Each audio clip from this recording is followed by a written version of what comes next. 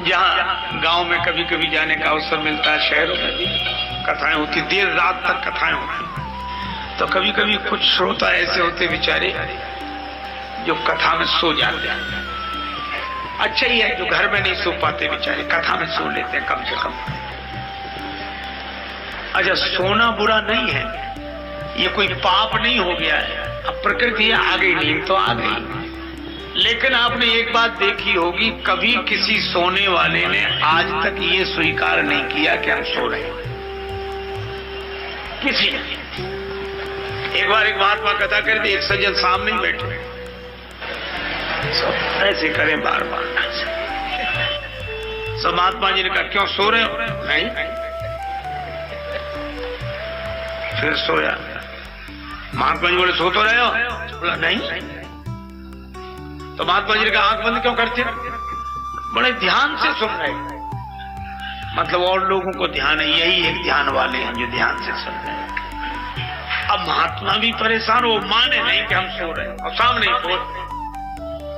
तो संत भी एक युक्ति का प्रयोग किए और तीसरी बार जैसे ही सोया तो संत जी ने यह नहीं कहा क्यों सो रहे हो ना, जैसे ही सोया तो महात्मा जी बोले क्यों जिंदा हो? तो तुरंत बोला नहीं। अरे भैया मान ही लो कि सो गए थे तो हानि क्या हो गई?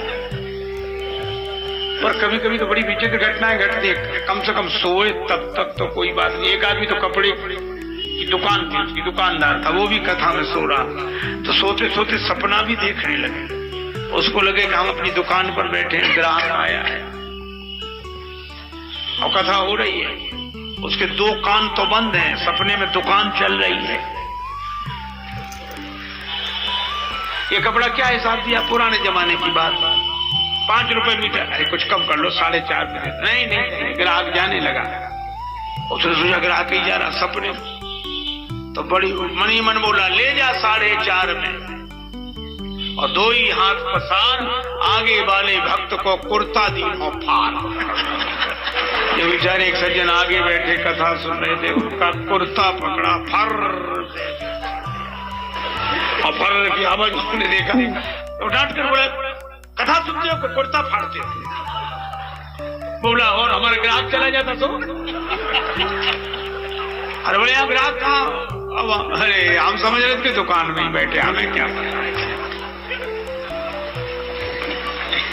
आदमी जब इस सोने को स्वीकार नहीं करता कि हम सो रहे हैं।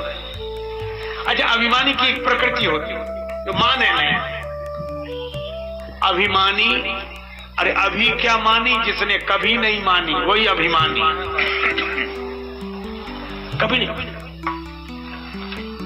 2 आदमियों में झगड़ा हुआ, एक ने कहा ऐसा तमाचा मारूंगा 3200 दांत नीचे आ जाएंगे, तो दूसरा बोला हम ऐसा तमाचा मारेंगे तुम्हारे 64 दांत नीचे आ जाएंगे। तीसरा बोला क्यों रे 64 होते भी हैं? बोले हम तो जानते थे कि हम दोनों के झगड़े में तुम तीसरे जरूर बोलो। 32 इसके 32 तुम्हारे 64 पूरे। क्या हिसाब है अभिमानी का जरा ये देखो। एक आदमी से कहा गया 1000 रुपए का इनाम, घोड़े पर बैठकर दिखा दो। घोड़ा ऐसा तुरंत गिरा दिया।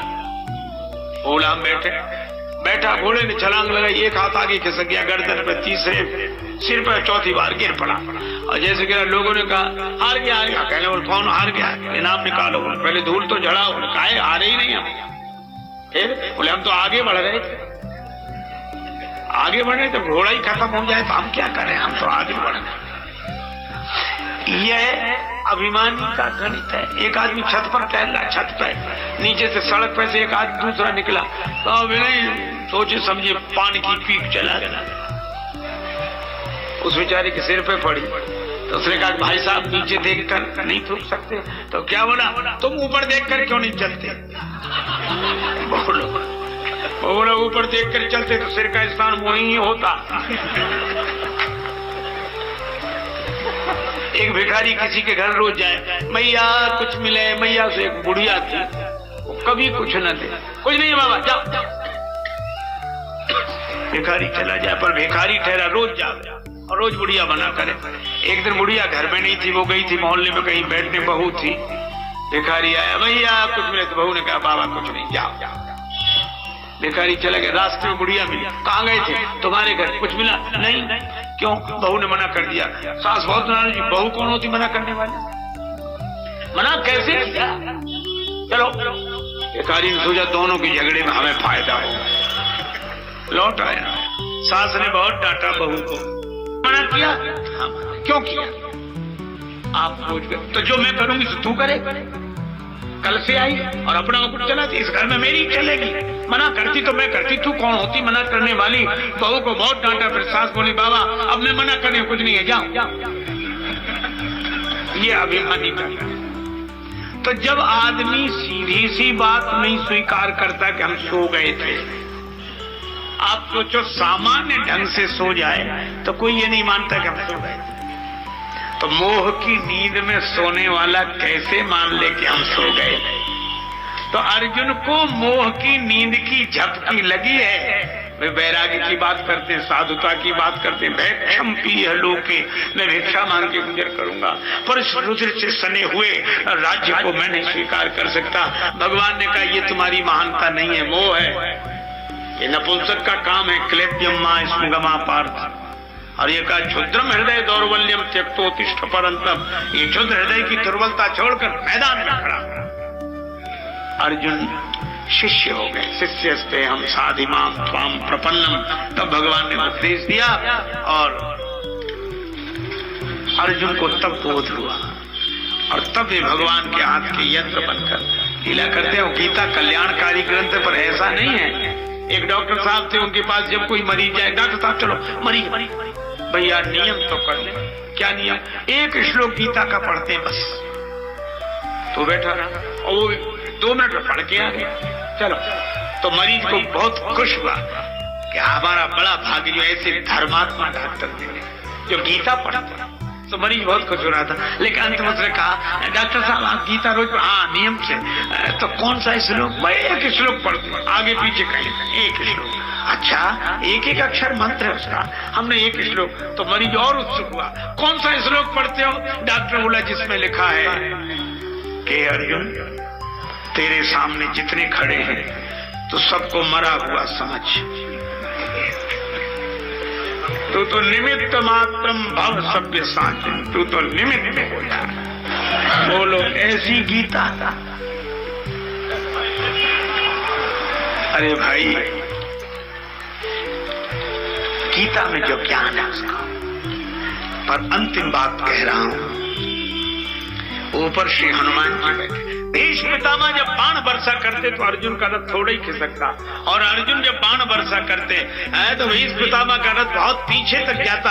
अर्जुन भगवान कृष्ण से कहते प्रभु नीचे देखो, देखो पितामह का रथ उतनी दूर जाना, देखो ना आप नीचे तो देखो। भगवान बोले नीचे नहीं, ऊपर देखो, ऊपर। कौन? श्री हनुमान जी। और इसका अर्थ यह है कि नीचे जो कमाल दिखता है वो ऊपर वाले की कृपा से ही होता है, इसलिए नीचे नहीं होता। एक दिन की घटना, कर्ण के सर्कस में एक ऐसा अमोघ बाण, वो इच्छा रूपधारी नाग था। वीरवर कर्ण को एकांत में पाकर आवाज दी, मैं इच्छा रूपधारी नाग हूं, बाण बनकर तुम्हारे सर्कस में रहूंगा। तुम्हारा शत्रु अर्जुन, हमारा शत्रु भी अर्जुन, मुझे चला देना, मैं अमोघ हूं, काल भी नहीं बचा सकता, मैं स्वयं काल हूं।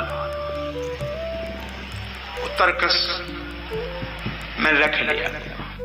और जब कर्ण अर्जुन का युद्ध हुआ, लगा कि प्राण जाने की नौबत, तो वही बाण चला दिया। और वह बाण चला तो चारों तरफ आवाज उठी। देवता ये दृश्य देखे, चारों तरफ आवाज उठी, भगवान बचा लो। अर्जुन को भगवान कृष्ण भी बोल उठे, हनुमान बचा लो अर्जुन। चारों तरफ आवाज उठी, भगवान बचा लो अर्जुन को। भगवान कृष्ण भी बोल उठे, हनुमान बचा लो अर्जुन को। और धन्य है हनुमान जी, अगटते घटन सुघट विघटन ऐसी बिरदावली नहीं आने की। सुमिरत संकट सोच विमोचन मूर्ति मोहत निदान की। जाके गति है हनुमान की, ताकि पैज पूज आई यह रेखा पुलिस फसान। और हनुमान जी को तो देर ही नहीं लगी। अतुलित बलधामम वीर बजरंग बली ने जो बल बढ़ाया, धरती फट गई। धरती तो फट गई, रथ सुरक्षित, रथी सारथी दोनों को लेकर पृथ्वी के नीचे चले गए। अब बाण ढूंढे के सामने कोई हो तब तो माने, वहां कोई है ही नहीं पृथ्वी पर।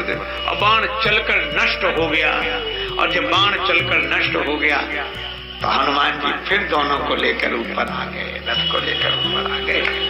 भगवान कृष्ण ने कहा कि धन्य हो हनुमान जी,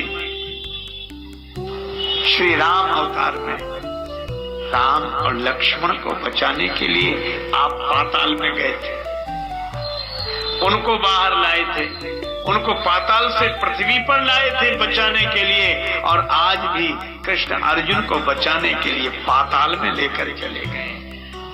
ऐसा कौन कर सकता है? यह श्री हनुमान जी। तो हनुमान, और इसीलिए जब युद्ध पूरा हुआ तो भगवान कृष्ण ने कहा, अर्जुन रथ से तुम पहले, फिर मैं उतरूंगा। ऐसा क्यों मत करो, मैं जो कहूं सो करो। अर्जुन उतरे, फिर भगवान श्री कृष्ण उतरे, फिर भगवान ने हनुमान जी को संकेत किया। हनुमान जी के उतरते ही रथ में आग लग गई। दग्ध रथ की कथा कहलाती। रथ में आग लगी, कहा कि आग कैसे? बोले ये तो जाने कब से लगी थी, ये तो हनुमान जी बचाए हुए थे। तो हनुमान जी लंका जलाते हैं और अर्जुन के रथ को जलने से बचाते हैं। और ये किसकी कृपा से अर्जुन की विजय क्यों हुई? क्योंकि श्री कृष्ण सारथी हैं। और कर्ण जैसे वीर क्यों हुई? क्योंकि उनको सारथी मिला शल्य, और शल्य शब्द शूल से मिलता जुलता, इसीलिए शल्य चिकित्सा, चीरफाड़ शल्य। ये शल्य चुभता ही रहे, कर्णों को कमजोर ही किया जाए। जैसे ही रथ में बैठकर चले तो शल्य यही कहे, तुम अर्जुन को जीतने जा रहे हो, तुम क्या जीतोगे? तुम्हारे बस का कुछ नहीं, तुम क्या करोगे? अर्जुन अर्जुन है, अर्जुन। तो बेचारा इतना क्रोध में, मेरे सामने अर्जुन की तारीफ करते हो, तो क्रोध कर करके कर्ण को कमजोर कर दे, इसलिए बेचारे हार गए। तो सारथी